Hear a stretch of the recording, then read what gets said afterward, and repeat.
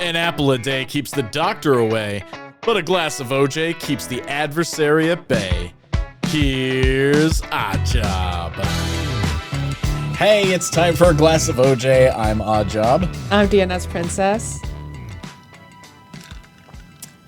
Okay, so we got a wonderful little glass of OJ for you today. It's probably going to be a bit longer, but it's going to be worth it because we are going to be talking about Wardriving. And DNSPrincess, I think we've known each other now for 6 or 7 years. It's been a while. The pandemic makes it seem longer, which we're allowed to call the pandemic now on YouTube. You don't have to call it the situation. You don't have to call it the panini. The panini, that's right. It was called the panini for a while.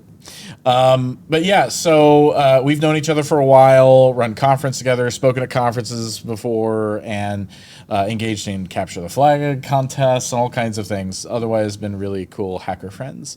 But you know, you have a big passion for a lot of very niche things, and one of them is Wardriving. Absolutely. And everything. But let's actually get a little bit. Who are you? Introduce yourself to our friends here on the channel. I'm DNSPrincess. I like things like Wardriving, biohacking, network security, forensics, a lot of niche things, as I guess you would say. And I'm here because I find myself the unofficial announcer, this year, the unofficial announcer, for the Worldwide WarDrive, which is a Wardriving competition. And whenever we're ready to talk about Wardriving, I'll be happy to explain that. Yeah. So, yeah, exactly. And so there's a wonderful contest. We're going to sign me up during this little video, and you can learn all about it and see if you want to engage in it. It takes place for a whole week, so you still have time to get some hardware together and do some more driving and score internet points. And yeah, that's really cool. But I think we ought to talk about Wardriving and what is it? Why do you do it? I want to start with the why first. Ooh, the why is because it's fun, okay?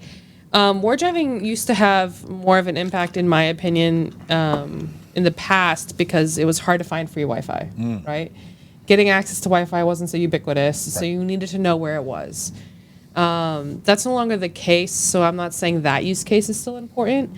But we use it for research, knowing more about what types of encryption are out in the wild, what kinds of devices we're seeing, and also just for fun. Right. It's fun. And what is it? It's plotting 802.11 on a map, particularly Wi-Fi. Mm-hmm. So we're plotting Wi-Fi signal strength on a map from where it was located, and we're collecting all of that together. And for each new unique Wi-Fi, you get a new Wi-Fi little point, a little score. And there's user ranks, monthly ranks, overall rank, stuff like that, where you can track to see how you're doing against other Wardrivers.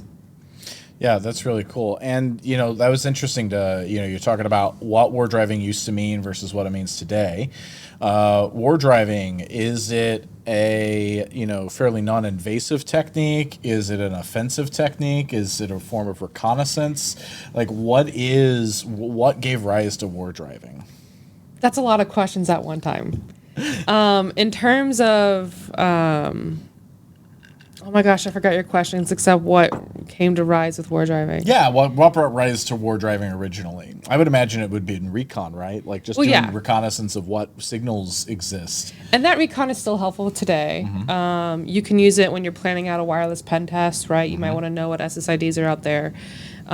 You might find a MAC address of something suspicious that connected to your Wi-Fi, so you can see where it was first found. If you're doing like data recovery on a mobile phone, for example, you can see what SSIDs it's connected to, find that on the map. So it has a lot of useful reconnaissance purposes that you could still use today. A little bit different motivations than in the past because, like I said, we were looking for signals that you wouldn't be able to find. Free Wi-Fi. Free Wi-Fi.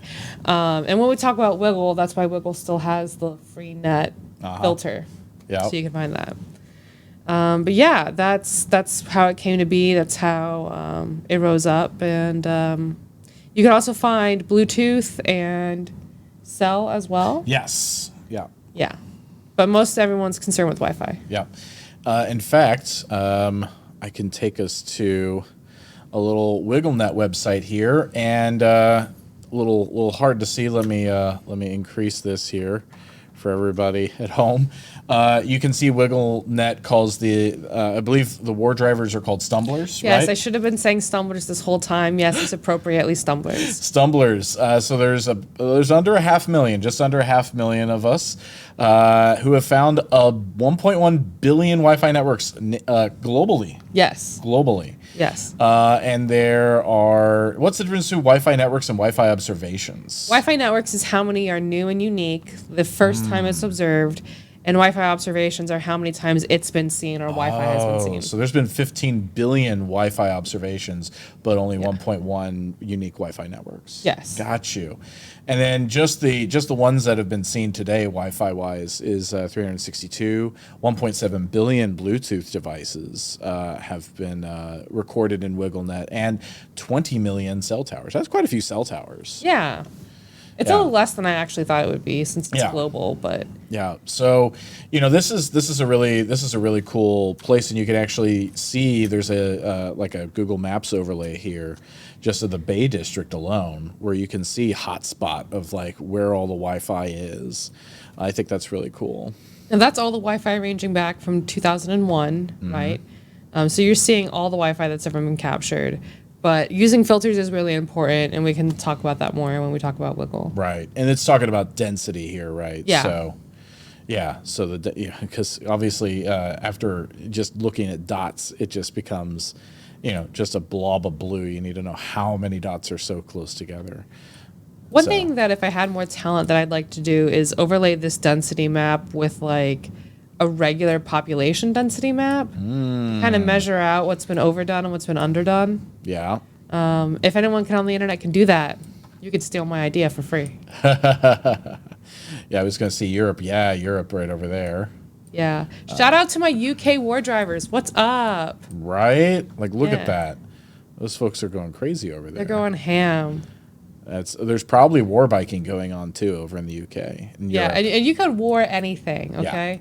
War skate. War scooter, war dog. War dog has got a little rig. So I want to mention something too, is that Ukraine is offline, it looks like. I think, didn't WiggleNet actually stop taking data from Ukraine because they didn't want the Russians being able to plot out movements of Wi-Fi hotspots and potential things like that? I think that was actually something that was mentioned on Twitter at one point.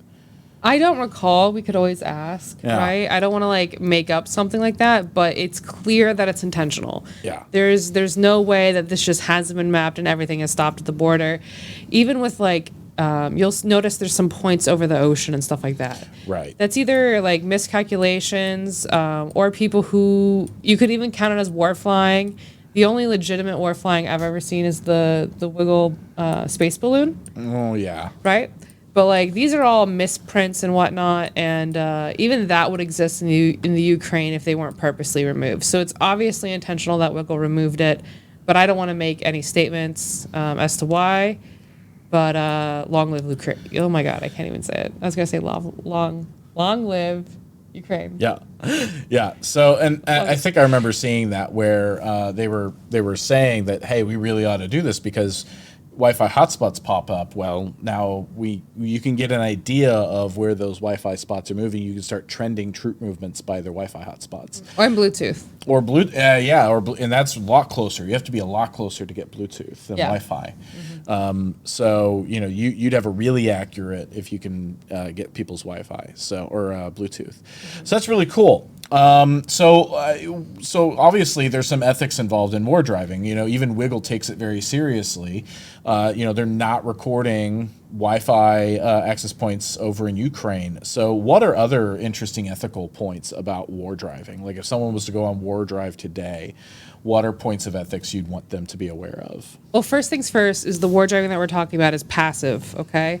So we are just gathering signal strength, SSID, MAC addresses that your phone can already see. If you can search for Wi-Fi on your phone, you're doing the same thing Wiggle is doing. We're just putting it on a map. There is no sort of like active attacking. There's no de-authing. There's no handshake capture. There's none of that. So it is completely invasive, and you don't have to worry about things like accidentally committing a crime. Right. right? Exactly. Yeah. Or purposely committing a crime. You are listening. It's a lot like ham radio, where if you're not a licensed ham operator, you can listen on the frequencies. So you can have an antenna and then just listen to all the frequencies around, and that's all we're doing when we WarDrive is we are just listening to those stations that are calling out and advertising themselves as being available for Wi-Fi hotspot. Right. A couple of other things is that MAC addresses rotate. So for Bluetooth devices in particular, a lot of people are worried about the ethics of it to be able to track movement.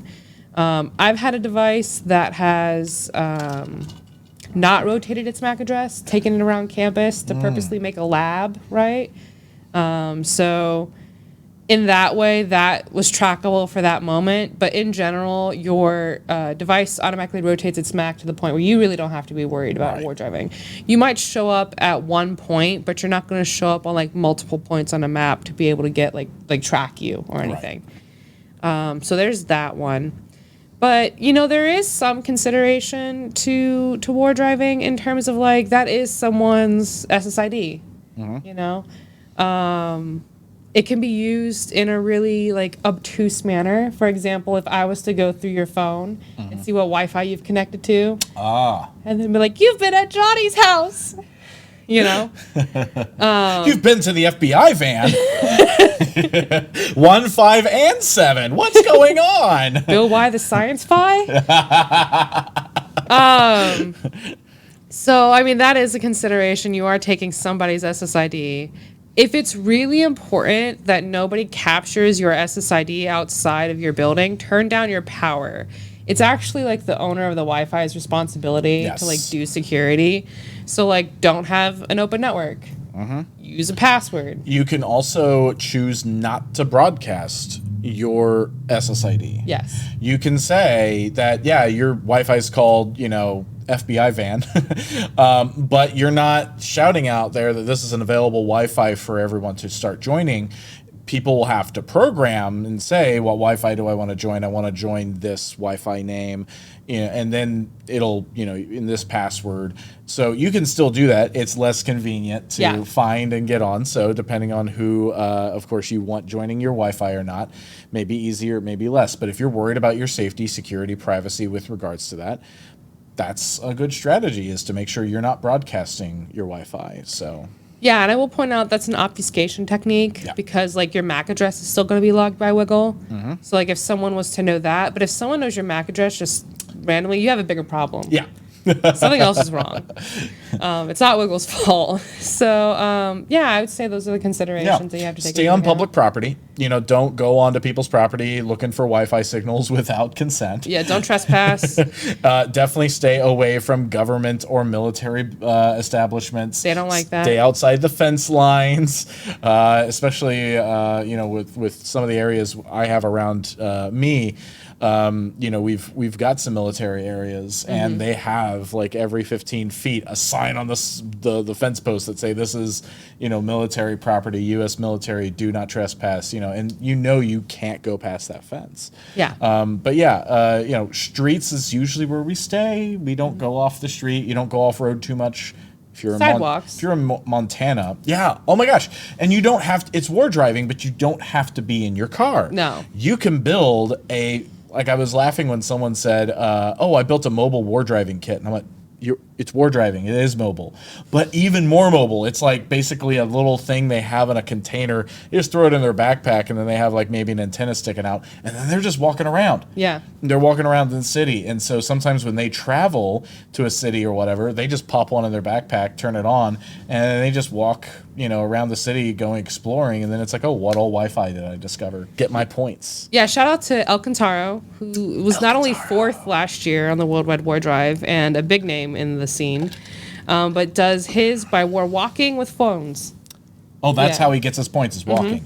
Talk about getting your steps in. Oh, yeah. No. He gets in miles and miles and miles.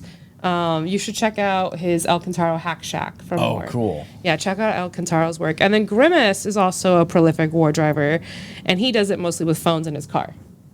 Got you. Yeah, I've Yeah. seen all kinds of. I've seen people who make their own circuit boards, and each of them have a radio. Some of them are 5 gigahertz and multiple channels. Like each antenna is dedicated to one particular channel, because you can, with like Kismet, for instance, which we'll talk about rigging here in a bit, folks.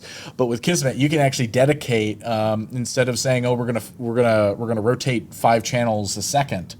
You can actually say you're dedicated to just one channel of 2.4 or 5 gigahertz or whatever, and you could do that. So yeah, that's really cool. I've seen different people with different, and then certain people with directional Wi-Fi, some people with different propagation methods, waveforms. So that's really cool. A lot of sorcery. I'm a ham radio operator, but still, I'm just in awe of the sorcery that is electromagnetic radiation. Yeah, and there's a couple of do's and don'ts with that, right? In my opinion, you don't want a super overpowered rig for Wardriving, just because remember that the point that you're plotting is the location of the receiver, not the location of the access point. Right. So if you have a really powerful directional antenna, you're going to grab a lot incorrectly. Yeah.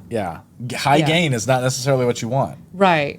Yeah, you want to get only the stuff. Yeah, the closer you are to the receiving station, the more accurate your GPS is going to be. We could talk about rigging in a little bit, but you just mentioned the worldwide WarDrive. I did. So every year there is a contest. Yes, a pre-DEF CON contest.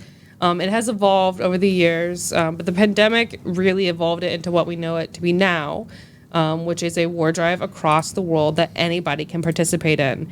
It's really fun.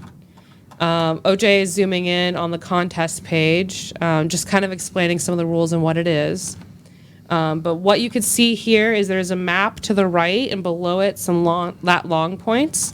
OJ is going to set his points here and create a quad. That quad is where you are competing. So we can kind of show you what a quad looks like, and it might make more sense after we set one. But the worldwide WarDrive is like it sounds, all across the world. People set their own quads, compete in them, and then they get put on a global scoreboard. It is a pre-DEF CON event, so it usually comes around DEF CON time, but it is not an official DEF CON event yet. Ooh, yet. Yeah. That sounds ominous. It's ominous.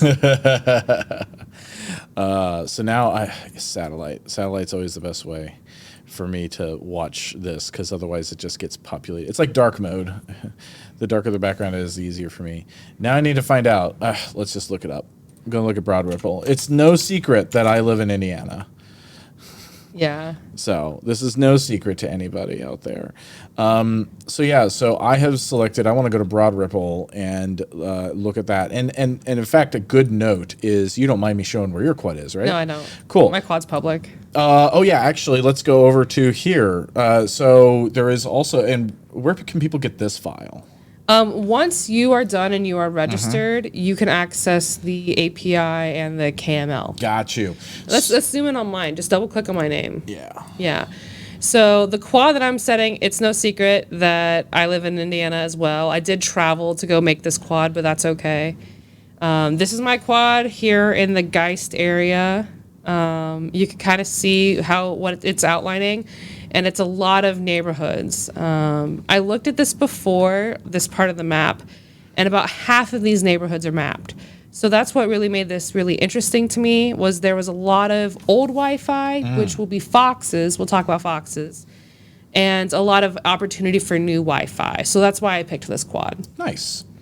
Yeah, and so one of the things you want to avoid, though, and the reason why I was wanting to go all the way to Broad Ripple is that, I don't want to come up here to Noblesville or Fishers really too much, because I might overlap with your quad, and that's not really a good idea. Yeah. So for us, we could easily avoid it just by collaborating, but there are a few people who have overlapped quads in Florida. I'm going to go down there right now. And you might have a comment if you're looking at the scoreboard from last year and saying, Alyssa, you did not do so well. Well, that is because Brock and I shared overlapping quads, and you can only find a Fox one time. So you are splitting up your Fox ratio, and again, we'll get to that. But in the worldwide WarDrive, you are competing within your quad. You can set your quad to wherever you want. Please don't overlap quads, or you're competing in the same area as somebody else, which is not as fun as it sounds. It is not. So this is your play area, and you can play wherever. We have people in Chile. We have people in the UK. We've got someone in Switzerland. And these are the people who have made their quads public. You do not need to make your quad public in order to play. Just want to, if you're into your privacy and whatnot, go ahead and not make your quad public. But look at that beautiful location, Valparaiso. This is the Viña del Mar. Mm-hmm. So someone's going and having a wonderful ride on the beach, getting all these wonderful things. They actually did a really good job of cutting in here and then going all the way across to the little bit of El Sauce here. Yeah. Quilpue. However you say that. Yeah. So it is truly worldwide, people competing. It's not just the U.S. Yeah, we saw some people up in London area. Oh, yeah. Shout out to the UK Wardrivers again, guys. You guys are great. And we'll get to a piece of hardware that I'm really looking forward to that came from these guys. Yeah, and then this, I think this was Bellingham. Or no, Bedford. That's right. Bedford, yeah. So, yeah. So here's some different quads. You can pick your quad wherever. And again, you do not have to make your quad public to compete. You can make it completely private. These are just people who have decided to share their quads. So yeah, that's part of the Worldwide WarDrive. What are you doing in the Worldwide WarDrive? Well, I've kind of alluded to it before, but you're looking for old Wi-Fi called Foxes, and they're randomly selected and a random number, right? And you're also looking for new Wi-Fi. Now, there's a tiny bug with the map, so OJ's going to have to hit the reset button and also refresh the page to reset it completely. And you go back to San Francisco every time. Yes. Well, that's because Wiggle was born in San Francisco. That's right. Yeah, so I'm going to come in here to Broad Ripple, and I'm just gonna click here, and then now I've got to get a sufficiently large amount. 16 square kilometers is a minimum. Yeah. 120 is a maximum. Yeah, I'm just going to click here. And now you can see I have this nice bright green square. That's going to be my quad. It's not a particularly huge quad, but I mean, it's sizable compared to yours. I think it's very similar. Mine's about, scroll down a little bit. I think mine's about twice the size of yours. Okay. Yeah, you're about 28 square kilometers, and I'm at like 52. Yeah. So I'm just starting out. I don't want to commit too much. No, and I don't have time this week to go through too much. I took Monday off, so I'm dedicated. But I originally set my quad to 119.5 square kilometers, which is like teasing the maximum. And I decided at the end that was probably unrealistic of me. It was a lot of space, so I divided it in about half. And made a much more reasonable quad. Yeah.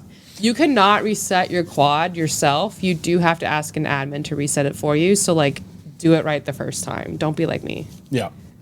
And so, yeah, so I've got this all set up. You can allow other people to see your quad. For privacy purposes, you may not want to let people know generally where you live, because generally you're going to only WarDrive for the contest where you live. So you may not want that, everyone knowing that, but that's fine. And then allow people to see the foxes I find. Yeah, I'm going to let that too. I don't have a problem here. So I'm going to hit OK. Please stand by. Wiggle is doing terrible things. Terrible things can take up to 5 minutes. So now you'll be able to see me, odd job. And there are 6 days, 21 hours, 24 minutes remaining for me to... Yes, it's technically 6.5 days. Yeah. Yeah. So did it start today, or does it start Monday tomorrow? at 3 a.m. Monday at 3 a.m. Monday midnight time for DEF CON time, so Monday Pacific, 3 a.m. if you're in Eastern. And it goes until Sunday noon DEF CON time, or Sunday 3 p.m. Eastern. Great. And then if you want that KML of user shared info, you come here, and then if you have Google Earth, you can just open up the KML. And Google Earth now has this, and now I believe I'm in here. You're duplicated now, yeah. Drop down that one. Oh, yeah. Let me unselect that, and let me come down to here. Yeah, and so now I'm probably the last one. Yeah, you are. And so now when I switch over here. Yeah, I was going to say, let's zoom. You can now see my quad here, and you can also see DNS this is Google Earth. You can see DNS's quad all the way up there. Yep. And then you can see my quad here in Broad Ripple. Yep. So there we go. That's pretty easy to get set up. So yeah, that was easy. That was pretty painless. The other thing is then you're on the leaderboard here, and then they have some in-person standings versus the global. So what's the difference between those? I'm not entirely sure because I haven't looked into the RF Hackers CTF for this year, but that is part of it. So yeah. So what I think basically happens is now that DEF CON's back more in person, people are essentially selecting quads in the Las Vegas area to go and WarDrive, WarWalk, War Skateboard, War Bike, War Travel, and, War something. War something, and get that all taken care of. So I wonder if they have maybe they have a mega quad, if you will, of if your quad exists anywhere within this space, you're on the in-person. I don't know. We're gonna have to because I didn't sign up for an in-person quad. No, you did not. So I wonder if it does that. If it just goes, oh, you're in Vegas, so you're going to be considered an in-person quad. I don't think that's how that works. Okay. No. I think it has to do with the RF Hackers CTF in person. That the points from the Worldwide WarDrive contribute to your. Yep. There's Grimace. Yep. And I'm number 120. So there's actually not too many people doing this. So you could totally jump in and get some cool things. I already have points somehow. That's your starting Wi-Fi. That's not points. Oh, got you. So that's how much Wi-Fi existed in your quad to start the... I have a lot that I can do then. There's not a lot of coverage. I could probably discover a lot of new Wi-Fi. Yeah. Ooh. You want to find me real quick? Yeah, and so I think it actually, so you got your rank over here. I'm at 120. I think people are ranked by just who started. Yes, I think this is first come, first serve. And then you get to see your kilometers. You can see your starting quad Wi-Fi like that. And then the Fox found. What is a Fox found? Okay, so a Fox is an old AP or an old piece of Wi-Fi. How old? We know it's a couple of years. It doesn't go back to 2001. And there are reasons for that. But a Fox is random. You won't know which device is a Fox. You just have to find them. Right. And you do that by logging that SSID and having it show up in your upload. Yep. And so it's not about, basically going to a really densely populated area to get all the Wi-Fi as you possibly can, then going to another one. Foxes really reward people who really cover the territory. Really cover the full area rather than just kind of the main thoroughfares or whatever, because they just pop up all over the place. So,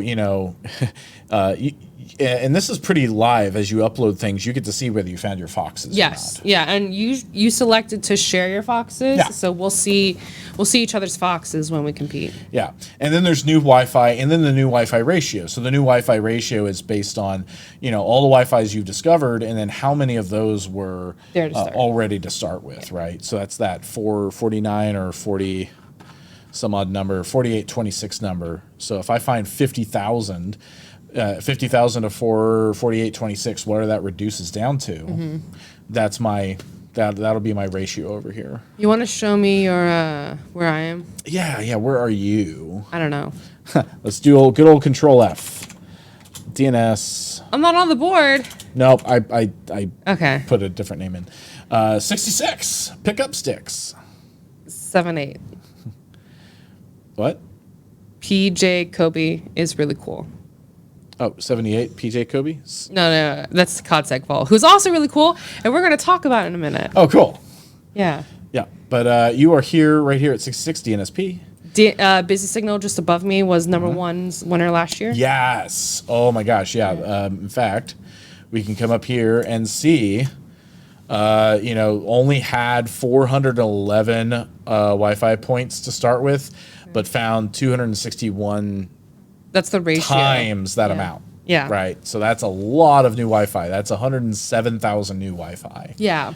Which, as you can see, the next person only had 88,000, but then the fourth person, El Cantaro, had 151,000. So the new Wi-Fi is not the only thing, and the ratio is not the only thing. And even the Fox Fox ratio is not the only thing. There's a secret sauce to the There scoreboard, is. isn't there? And we don't know what it is on purpose. Yeah. They have kept that a secret, which is important to scoring. We do not want people to reverse engineer it and find the best way to like cheat the system, essentially. Exactly. Because hackers be hacking. We want to try to find the least amount of work we can do to get the best outcome. Exactly. So yeah, that's how you pick a quad. That's last year's. I think it's time for us to talk about rigs. Yeah, let's talk about rigs. Okay, cool. I'm gonna pull. So to do Wi-Fi, to do Wi-Fi, and to do anything really, Yeah. you need kind of 3 main devices. You need some kind of processing equipment. It could be a phone. It can be a Raspberry Pi. Some people are using Pi Zeros. You could bring a laptop. You could something that's a computer, basically, something that can house software. And then you need something that does Wi-Fi, monitoring. You need to be able to monitor on it. So not all your Wi-Fi devices allow you to just monitor on the radio. And then you need a GPS. Yes. So those are basically the 3 things you need to just get going, and maybe a battery pack or some kind of something to keep it powered in the car or whatever. But a battery pack will do really well. So You can even use your phone because your phone has all 3 of those. that's actually what I was getting to. Okay, sorry. I'm going through all sorts of stuff while you're getting set up over here. So No, you're good. So I use a combination of 3 rigs, All right. right? And for each of my rigs, they have a cute enclosure. So 2 of my rigs fit in stuffed animals that have like zippers on them. what stuffed animals do we use? A bunny. Yeah. Yeah, a bunny and a duck. I love the duck. That's funny. It's pretty great. And then the small one actually goes in this coach purse that I have that's see-through, but it's over there. Oh, yeah. Yeah, I didn't bring it over here. But a very fashionable purse. I think you've shown that because the idea you wanted was to have like a screen that you could essentially affix to the inside. Well, I did of have the a rig bag. like that. Yeah, I did have a rig like that I made with a clear phone lockbox. Yeah. So it was like one of those lockboxes, and I drilled holes in the top so it could get air. Like a bug cage, essentially, you know? And then it had a screen because I'll introduce you to this other rig that broadcasts its own SSID, so you can it could view Kismet, and there's a screen on it. So like the RPi processing it was not the same RPi that was displaying it. Oh, got you. Yeah, they were completely different. So you But had a Kismet client, a Kismet server. yeah. Yeah.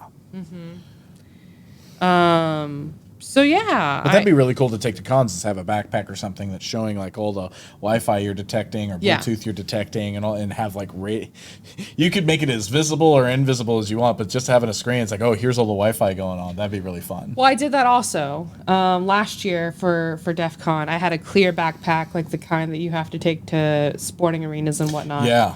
The clear ones. And I slid as a screen a Surface, and the Surface was the exact as the outer pocket.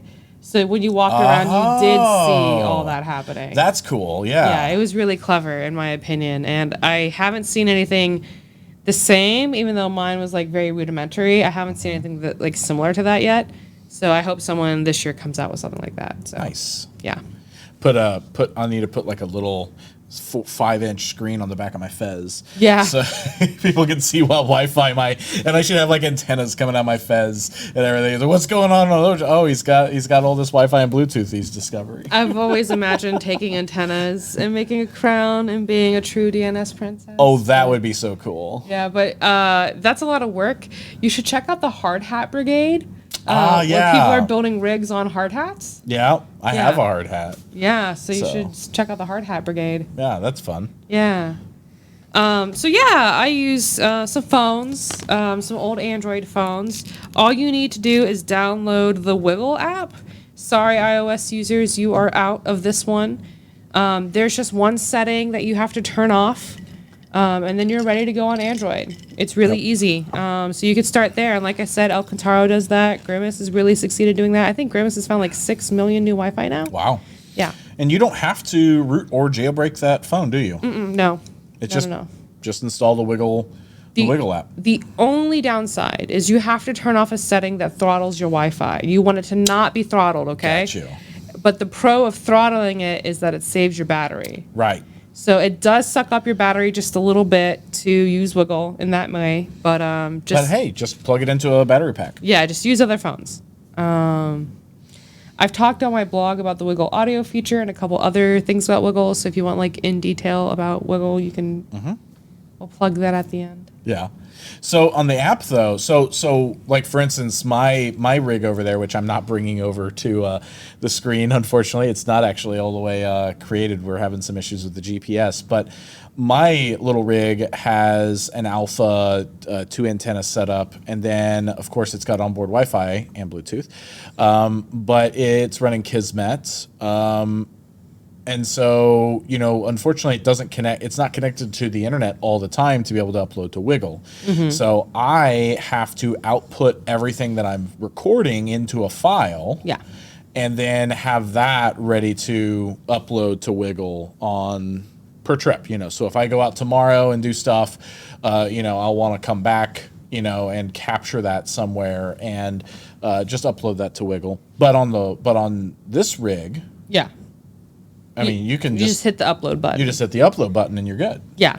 Now, on my old phones, they don't have cell connection anymore, so Right. I do have to connect them to Wi-Fi.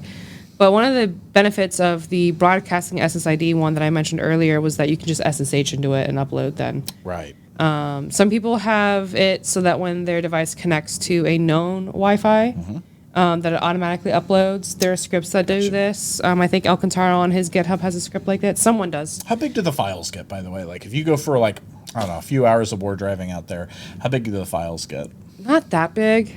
Like megs? I can't recall, honestly. I don't want to even say megs. Yeah. It's so even you don't smaller. even need a big SSD card for No. it, or SD card for it. I mean, I was excessive. I got half a terabyte because it was $16. Oh, sorry. I thought you meant a half a terabyte file. You meant you got a half a terabyte micro SD card. Micro SD card just Yeah. because you could. Why Yeah, not? so I don't even notice it. I really couldn't tell you how big they are. Yeah, I did 128, and then I've got one in my pocket for 64 gig. And it's, you know, the point is you don't need a lot of oomph to get this No, going. not you at know? all. Yeah. Yeah. You can eBay a phone for like if you trust eBay, you can eBay a phone for $100 probably and get going with Wardriving. I recommend the blue phones, BLU. Yeah. And you can get those on Amazon unlocked for like $70. Yeah. So it's a cheap way to just get started if you just want to get started and have fun. Yeah, for sure. So that's one of the benefits of using a rig like that in your mobile phones. They're pretty power efficient. They don't get as hot, so you can put them in something. I've seen people with a bandolier. I've seen people in backpacks. Obviously, my stuffed animals. And if you're driving in a car, you can really do whatever. So that brings me up to my next rig I want to show off. This is the bunny rig because it fits in a stuffed rabbit. Okay. But in the car, I just keep it in this box, and no one cares. Yep. A couple of features about it. My GPS is currently rubber band up. It's not like that when driving. It is completely untangled and far away from the RPi that is controlling it. And this is an RPi 2 or 3. I was going to say it's a 2, It's I a think. 2? Yeah, it probably is. Let me see the USBs. It's a 2. Yeah, it's a 2. Because the USBs don't have a blue side. Yeah, and there's only a 32 gigabyte SD card here. I've never filled it up, so it is really small. And it's running Kali rolling, whatever the most recent version of that is. And then I've got 3 cards. Now here's the thing, I could clearly have way more. I've decided not to, for a couple of reasons. One, because I'd have to get them together. Yeah, keep messing around with it if you want to show parts or whatever. Yeah. 2 of these are actually doing its job. The third one is broadcasting that SSID that I mentioned. If you find me, you are welcome to connect to my SSID if you have the password or can crack it.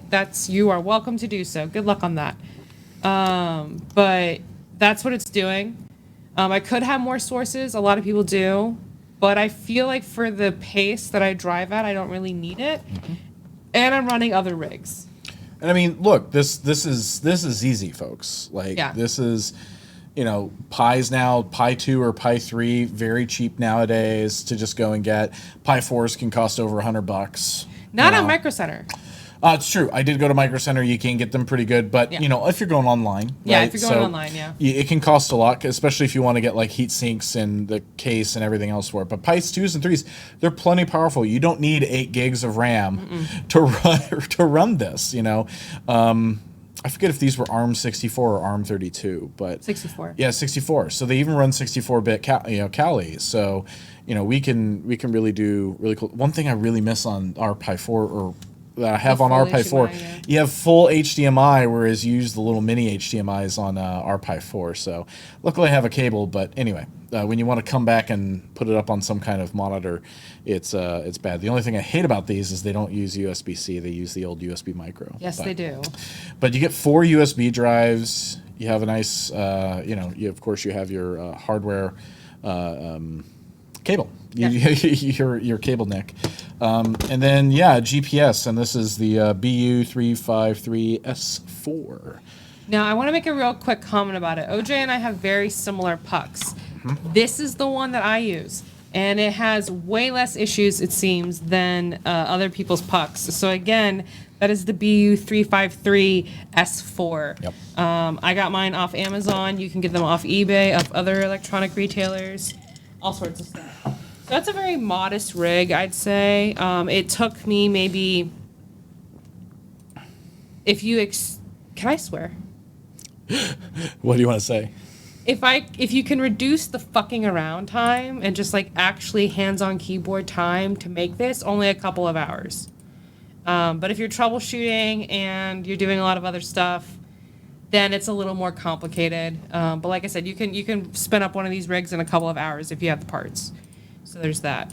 Now what you can't spin up so easily is my newest pet. Now, shout out to Cod Segfault. If you don't know how that's spelled, just on Twitter and all of that, that's capital C, lowercase o, capital D, _ Segfault on Twitter. He designed this board from an ESP32. So you really don't need that big of or anything powerful to process. So here's what, I'm trying not to unplug it. Let me see Are if you I gonna can. use this to focus? Yeah, I'm gonna manually focus that. Okay. There we go. Okay. Almost. There we go. So this is it. Let's see if I can get it to focus on the back as well. Correct. Awesome. Okay. So we have the GPS module. We have antennas. We have the screen on the front. The battery is just to keep the GPS module for booting faster. It doesn't do any sort of power or anything. And this handy dandy little nifty screen. That's it, folks. But it does Wi-Fi, BLE, and GSM. So it can do all 3. And yeah, it's a little powerful WarDriver in of itself. And there's a little SSD card. You can just pop it in, upload it pretty quickly. Yeah, and actually, I'm going to show real quick. There was someone in a Discord that you and I hang out with, and they have a really cool kind of custom board that is now, or at least should be on screen for everybody. Yeah. And this is pretty cool here. So each one of these modules that you see have a wire come off of it, that is an antenna, and then that person has a little antenna cable coming off of that. And they've got some kind of rigging for the antenna to go up on their car or someplace else. And then, as you can see down there, is a little SD card. What does this run? Is this running a Raspberry Pi like operating system, or No. is this an Arduino? Like I forget what this board even is. I think, if I'm not mistaken, that is an ESP32. Oh, okay. Yeah. Wow. I can't tell because I am blind. But I think that's what it is. Yeah, that is quite crazy. It is a dedication to hardware for sure. And then on the back, we've obviously got some little custom soldering of some wires here, going to some different locations. So that's pretty cool. I really like that. Yeah, I think that's great. So I'm going to use all 3 rigs at the same time. So yeah, so you can go very simple. You know, with a phone, you can go a little step further and, you know, get Raspberry Pi, some antenna. You can get really cute and cool and get really minimalist with, you know, how little you want to go in things and stay compact. Because remember, you don't need heavy power Wi-Fi. The GPS is where you are, or wherever that GPS puck or wherever your GPS is actually recording that's where the GPS is going to be. So you walking around everywhere, wherever you are is what the Wi-Fi you find, perfectly fine.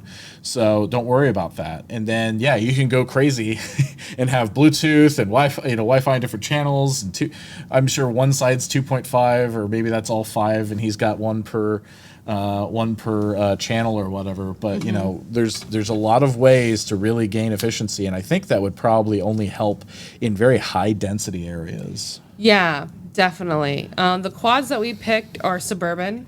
Yeah. So we have a very different topography than people who are in the city.